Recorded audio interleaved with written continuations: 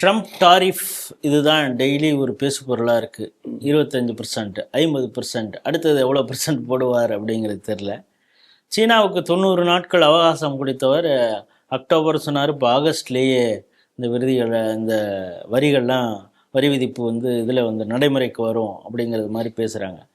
இதுக்கு என்னென்னலாம் காரணங்கள்னு பல பேர் பட்டியல் போடுறாங்க. ஒவ்வொருத்தவங்க ஒவ்வொரு விஷயம் சொல்கிறாங்க. அதில் ஒன்று என்ன சொல்கிறாங்க, ஸ்ட்ரைக்கர், அப்புறம் ஜாவலின் மிசைல், இதெல்லாம் அமெரிக்காட்டேருந்து வாங்கிறதுக்காக இந்தியா ஒப்பந்தம் போட்டிருந்தது. பட் அது ஏதோ ஒரு காலகட்டத்தில் கொஞ்சம் போஸ்ட்போன் தான் ஆகியிருக்கு. ஆனால் அதுவும் கூட ஒரு காரணமாக இருக்குமோ, அழுத்தம் அதனால தான் ட்ரம்ப் கொடுக்குறாரா? மாறாக ரஷ்யாவிலேருந்து தொடர்ச்சியாக கச்சா எண்ணெய் வாங்குகிறோம், சில போர் தளவாடங்கள்.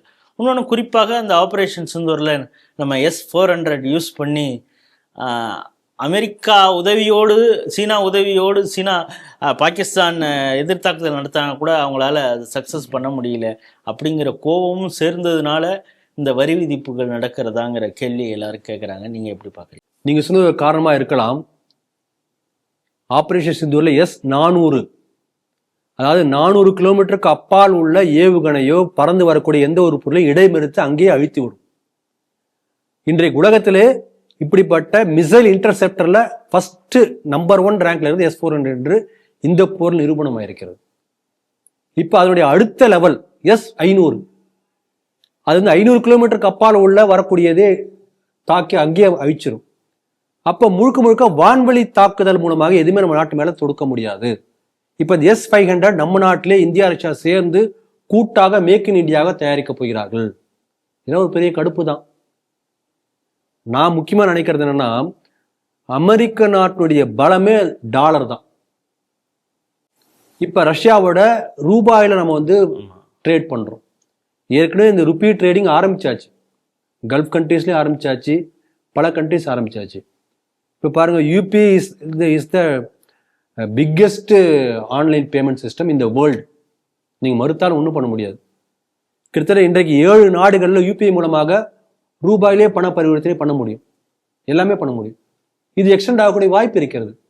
இன்றைக்கு அமெரிக்காவுடைய பலம் என்று பார்த்தா 2, ஒன்று டாலர், இன்னொன்று ஸ்விஃப்ட் என்று சொல்லக்கூடிய மணி டிரான்ஸ்ஃபர் பண்ணக்கூடிய இன்டர்நேஷனல் மணி டிரான்ஸ்ஃபர். ஸ்விஃப்ட் மூலம் தான் நடக்கும். எந்த உலகத்தில் எந்த நாட்டுக்கு மணி நீங்கள் அனுப்புறதா இருந்தாலும் ஸ்விஃப்ட் கோடு வேண்டும். அது ஸ்விஃப்ட் பண்ணீங்கன்னா நீங்கள் அமெரிக்காவுக்கு கமிஷன் போகும். அதே போல எந்த நாடு இன்னொரு நாட்டுக்கிட்ட பொருள் வாங்கணும்னா டாலர் தான் வாங்க முடியும். அப்ப இவங்க டாலர் அச்சடிச்சா போதும். ஏன்னா உலகத்து முழுக்க எல்லாத்துக்கும் டாலர் தேவை. அந்த டாலரை இவங்க அச்சடிச்சு கொடுத்தா இவங்களுக்கு எல்லாமே கிடைச்சிரும். அப்ப அந்த டாலரை அசைத்து பார்க்க முயற்சி பண்ண மோடியை இவர் அசைத்து பார்க்க முயற்சி பண்றார். இதே முக்கியமான காரணமா இருக்க முடியும்.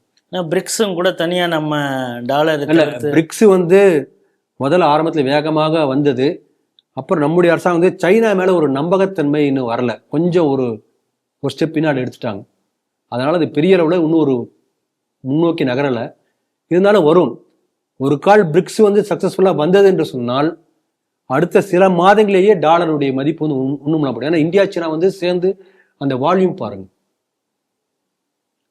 எல்லாத்தையும் பார்க்கும்போது. அதனால அது ஒரு பெரிய ஒரு பாதிப்பை ஏற்படுத்தக்கூடிய ஒரு, சீனாவுக்கும் பிரதமர் போகக்கூடிய ஒரு சூழலும் இருக்குது. அதனால இப்போ சைனாவிலே கூட யானையும் டிராகனும் சேர்ந்து கை குலுக்கிற மாதிரி அவங்களுடைய குளோபல் டைம்ஸ் பத்திரிகையிலே தலையங்க வந்திருக்கிறது. இந்த அமெரிக்காவுடைய இந்த டாலர் ஆதிக்கத்தை முடிவு கொண்டு வருவதற்கு சைனாவை தான் ஒன்று சேரணும் என்கின்ற அளவுக்கு ஒரு ஸ்லைட் ஷிஃப்ட் வந்திருக்கிறது. இதை நம்ம பார்க்க முடிகிறது. இதெல்லாம் ஒரு பக்கம். இன்னொரு பக்கம் இந்த ஆப்ரேஷன் சிந்து நீங்க சொன்னபடி அவங்களுடைய நூர்கான் ஏர்பேஸை போய் அந்த அவங்களுடைய F-35 அது எல்லாத்தையும் போட்டு தாக்கியிருக்காங்க. அங்க இருந்த விமானங்களுக்கு கூட டேமேஜ் ஆயிருக்கிறது. அந்த நூர்கான் அந்த ஏர்பேஸே அவங்க தான் மெயின்டெனன்ஸ் பை US தான். ஆமா, அதே போய் கை வச்சது உலகத்தோட இமேஜை ஒண்ணுமில்ல என்கிற போல ஷேட்டப் பண்ணதை என்னால் தாங்கிக்க முடியல. ஏன்னா உலகத்துடைய தாதா, உலகத்துக்கே இது சொல்லுவாங்க இல்லையா, பஞ்சாயத்து பண்ணக்கூடிய, கட்ட பஞ்சாயத்து பண்ணக்கூடியவர் என்று ஒரு அண்ணா போல அப்படி இருந்தார். உலகத்துக்கே அவர் தான் அண்ணா, பெரிய அண்ணன் அப்படி இருந்தாரு. அந்த இதை டேமேஜ் பண்ணி எடுத்து இந்தியா அது தாங்கிக்க முடியல. அதனால இப்படி இவர்கள்லாம் சொல்லியிருக்காங்க. இதனால அதிகமாக பாதிக்கப்படக்கூடியது அநேகமாக USA தான் இருக்கும். இந்தியாவுக்கு ஆரம்பத்தில் ஒரு சிறிய ஒரு என்ன பண்ணுவாங்கன்னா, இந்த இதில் பண்ணுவாங்க, இந்த ஷேர் ட்ரேடிங்கில் ஒரு சின்ன டெம்பரரியாக ஒரு பாதிப்பை ஏற்படுத்த முயற்சி பண்ணுவாங்க. அது நம்ம ரெக்கவர் ஆகிட முடியும். மற்றபடி பெரிய பாதிப்பு எதுவும் வராது. ஆனால் கூட நம்ம என்ன ஒரு விஷயம் கவனிக்கணும்னா, இதே போல் சைனாவோட 145% டேரிஃப் விதித்த போது சைனாவில் உள்ள எல்லா சைனா மக்கள், எல்லா கட்சிகள் எல்லாம் சேர்ந்து எதிர்த்தாங்க. இதே போல் கனடாவுக்கு பண்ணார். கனடாவில் எல்லா மக்கள் முழுக்க எதிர்கட்சிகள் எல்லாம் ஒன்றா சேர்ந்து எதிர்த்தாங்க. பிரேசிலில் பண்ணார். பிரேசில் அதே தான். நம்முடைய நாட்டில் இதே போல் சொன்ன உடனேயே காங்கிரஸ்காரன் ஸ்வீட் எடுக்க கொண்டாடுங்கிறான். இதுதான் ஒரு வருத்தத்துக்குரிய ஒரு விஷயம். ஒரு பொருளாதார போரை தொடுக்க அமெரிக்கா தயாராக இருக்கும்போது எதிர்கட்சியாக இருக்கக்கூடிய காங்கிரஸ் எப்படிப்பட்ட நிலைப்பாட்டை எடுத்திருக்கிறது? அது வருத்தப்படக்கூடிய ஒரு விஷயம். ஆனால் இதே போல தான் பொக்ரானில் வாஜ்பாய் இருக்கும்போது பெரிய தடையெல்லாம் போட்டாங்க. ஆனால் நம்ம 300 ரூபா ஊதி தள்ளிட்டோம். அதனால் இது ஒரு பெரிய விஷயம் நமக்கு இருக்காது. இது ஒரு நல்ல வாய்ப்பாக நான் பார்க்குறேன். ஏன்னா ஆர்எஸ்எஸ் சித்தாந்தம் தொடர்ந்து சுதேசி பொருளாதாரத்தை வலுப்படுத்த வேண்டும். இன்றைக்கு அந்த சுதேசி பொருளாதாரம் வலுப்படுத்த வேண்டும் என்ற குரல்கள் அங்கங்கே வர ஆரம்பித்திருக்கிறது. ஆகவே சுதேசியை மையமாக வைத்து நம்முடைய பொருளாதாரத்தை கட்டமைக்க வேண்டும் என்கின்ற அந்த சுதேசியை நோக்கி போகக்கூடிய ஒரு வாய்ப்பாக இந்த தடையை நாம் பயன்படுத்திக் கொள்ள முடியும். அதை அந்த திசையில் மோடி அரசு கொண்டு செல்லும் என்று நம்புகிறேன்.